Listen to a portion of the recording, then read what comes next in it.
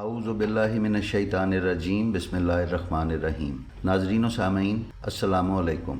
امید ہے آپ خیریت سے ہوں گے اور ہماری ویڈیوز سے مستفید ہو رہے ہوں گے۔ ناظرین، پچھلی قسط میں ہم نے آپ کو بتایا تھا کہ کربلا کے قیدیوں کو کس طرح کے زندان میں یزید نے قید کروایا تھا اور چھوٹی شہزادی حضرت سکینہ بنت الحسین کی شہادت کیسے ہوئی تھی۔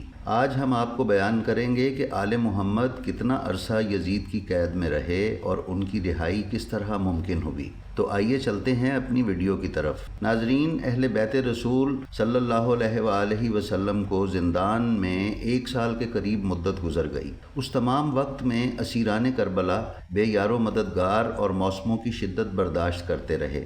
اصل میں یہ قید خانہ ایک کھنڈر نما عمارت تھی جو یزید پلید کے محل کی دیوار کے پاس تھی۔ اس عمارت کا نہ تو کوئی فرش تھا اور نہ ہی چھت۔ بارش پڑتی تو سب قیدی بھیگ جاتے اور لباس بارش بند ہونے کے بعد جسموں پر ہی خشک ہوتے۔ کھلا آسمان سر پر ہونے کی وجہ سے سرد راتیں شدید ترین اور گرم دنوں کی دھوپ ناقابل برداشت تھی۔ اوپر سے مناسب خوراک اور موسموں سے بچاؤ کے لیے مناسب لباس اور بستر اور آرام کے فقدان نے خواتین اور خصوصاً چھوٹے بچوں کی صحت پر بہت برے اثرات مرتب کیے، لیکن یزید کو ان پر کوئی رحم نہ آیا۔ اسی عمارتی کھنڈر میں امام زین العابدین علیہ السلام نے اپنی ننھی بہن بی بی سکینہ سلام اللہ علیہا کو دفن کیا تھا۔ پھر کچھ یوں ہوا کہ اس 1 سال کے دوران ممالک اسلامیہ میں لوگوں کو واقعہ کربلا اور یزید کے مظالم کی خبر ہوئی تو عوامی رد عمل آنا شروع ہوا اور بغاوت کا خطرہ بڑھ گیا۔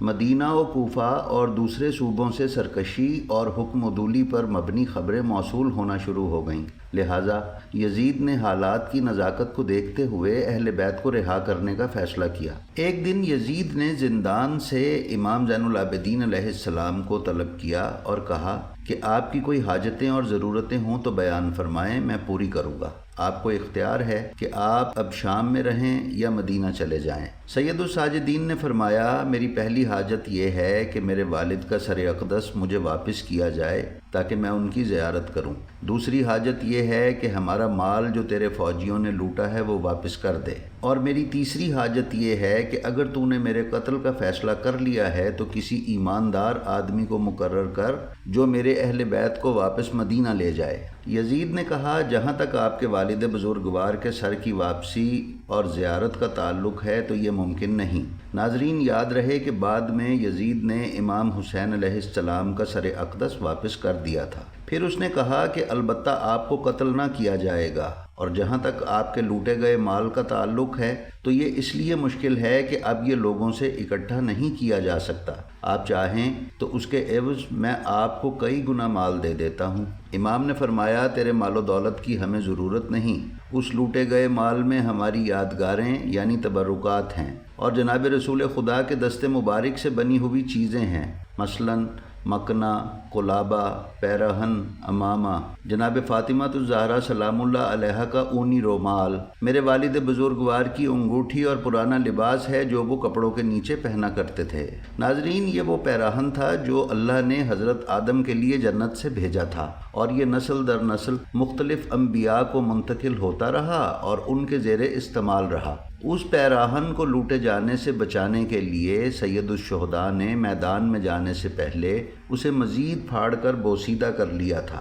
امام نے فرمایا، یہ وہ چیزیں ہیں جن کو میرے خاندان سے باہر نہیں رہنا چاہیے۔ یزید نے اعلان کروا دیا کہ جس نے یہ چیزیں لوٹی ہیں واپس کر دے، لہٰذا لوگ یہ چیزیں واپس دے گئے جو امام سجاد علیہ السلام کے حوالے کر دی گئیں۔ یزید کی طرف سے تبرکات کی واپسی کے بعد سید الساجدین علیہ السلام نے اسے فرمایا، اے یزید، ہمیں تیرے لوگوں نے اپنے شہداء پر گریہ وزاری اور نوحہ خوانی نہیں کرنے دی، لہٰذا ہمیں اپنے شہداء کی یاد میں مجلس و عزاداری منعقد کرنے دے اور سید الشہداء علیہ السلام کا سوگ منانے دے۔ یزید چونکہ اس وقت سیاست سے کام لے رہا تھا اور عوام کو یہ ظاہر کرنا چاہتا تھا کہ وہ اہل بیت سے مہربانی کرتا ہے، اس لیے اس نے امام کی یہ بات قبول کی اور حکم دیا کہ ایک مکان اہل بیت کو دے دیا جائے جس میں یہ اپنے شہداء کا غم منا لیں اور اس دوران ان کے لیے کوئی مزاحمت و رکاوٹ نہ ہو۔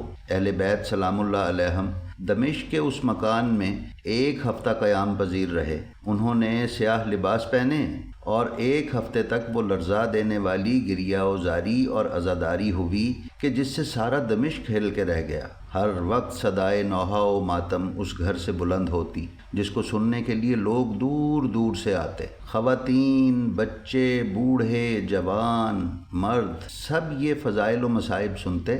اہل بیت علیہ السلام کی اس عزاداری نے امام مظلوم علیہ السلام کی شہادت کو اجاگر کیا، واقعات کربلا کو یاد رکھے جانے میں کلیدی کردار ادا کیا اور عزاداری امام حسین علیہ السلام کی ترغیب و بنیاد ڈال دی، اور آنے والے وقتوں میں ان کلمات کی گونج نے ایک نئی تاریخ رقم کی۔ تاہم یزید نے محسوس کیا کہ عوام اس روزانہ کی مجلس و عزاداری سے بغاوت کی طرف مائل ہو گئی ہے، جو اس کی حکومت کے دوام اور استحکام کے لیے اچھی بات نہیں ہے۔ لہٰذا اس نے اہل بیت سے کہا کہ اگر اب آپ دمشق میں رہنا چاہیں تو بے شک رہیں، اور جانا چاہیں تو میں آپ کو مدینہ بھیجتا ہوں۔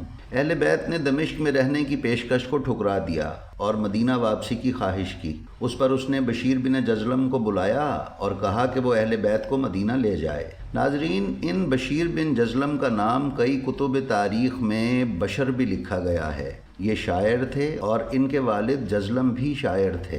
مورخین نے ان کو امام زین العابدین علیہ السلام کا صحابی لکھا ہے۔ بشیر بن جزلم کو بظاہر راستوں سے واقفیت اور قافلے کی رہنمائی کی غرض سے اہل بیت کے ساتھ روانہ کیا گیا۔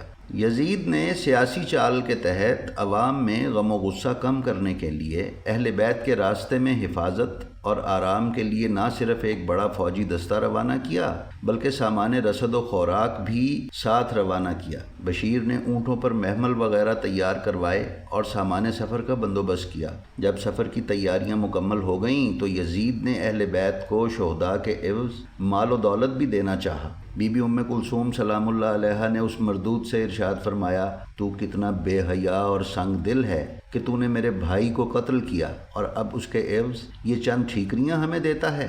علامہ احسن زیدی نے کتاب مرکز انسانیت میں قیس بن ربیع کی روایت بیان کرتے ہوئے لکھا ہے کہ جب دمشق سے یزید پلید اس قافلے کو مدینہ روانہ کر رہا تھا تو اس نے اپنی آنکھوں سے دیکھا کہ جہاں تک نظر جا سکتی ہے لوگ ان اونٹوں اور اماریوں کے پردوں کو بطور تبرک چھونے اور چومنے کے لیے ایک دوسرے پر گرے پڑتے ہیں۔ وہ تمام صندوق جن میں شہدائے اقدس کے سرہائے مقدسہ تھے، خصوصاً وہ صندوق کہ جس میں امام حسین علیہ السلام کا سر اقدس تھا، وہ مرکز نگاہ تھا۔ لوگ ان اونٹوں کا طواف کر رہے تھے اور ان اونٹوں کے ساربانوں سے جگہ جگہ رکنے کی درخواست کر رہے تھے تاکہ وہ اپنے بیماروں اور لا علاج مریضوں کو ان اونٹوں کے نیچے سے گزاریں۔ امام زین العابدین علیہ السلام کے پاؤں چھونے والوں کی قطاریں لگی ہوئی تھیں اور لوگ پاؤں سے لپٹ لپٹ کر بلکہ بلک بلک کر روتے تھے۔ ابو مخنف نے بیان کیا ہے کہ یزید نے یہ قافلہ روانہ کرنے سے پہلے اونٹوں کے ماہرین کو بلایا اور ان کو کہا کہ بہترین اونٹ لے کر آؤ جن پر کجاوے اماریاں بہت آرام دہ اور دل پذیر انداز سے لگائی گئی ہوں، اور انہیں پردوں اور سجاوٹ کی چیزوں سے سجاؤ۔ جب یہ اونٹ سواری کے لیے تیار ہو گئے تو پھر اس نے گھوڑوں کے ماہرین کو بلایا اور انہیں کہا کہ 500 بہترین گھوڑے اور بہترین سوار منتخب کرو جو مدینے تک اس قافلے کے ہمراہ جائیں۔ چنانچہ جب یہ سارے انتظام ہو گئے تو وہ اہل بیت کو لے کر دمشق سے روانہ ہو گئے۔ اہل بیت ہی کی خواہش پر یہ قافلہ دمشق سے سیدھا مدینہ جانے کی بجائے کربلا کے راستے امام حسین علیہ السلام اور اصحاب کی قبور کی زیارت کرتا ہوا مدینہ پہنچا۔ ہم اپنے آنے والے ویڈیوز میں وہ تمام تفصیل آپ کو بہم پہنچائیں گے۔ ناظرین، اگر آپ نے ابھی تک ہمارا channel blend of history subscribe نہیں کیا تو مہربانی فرما کر اسے سبسکرائب کر لیں اور بیل آئیکن کو کلک کر دیں تاکہ آپ ہماری کسی بھی ویڈیو سے محروم نہ رہ سکیں۔ آپ کا بہت بہت شکریہ۔ السلام علیکم۔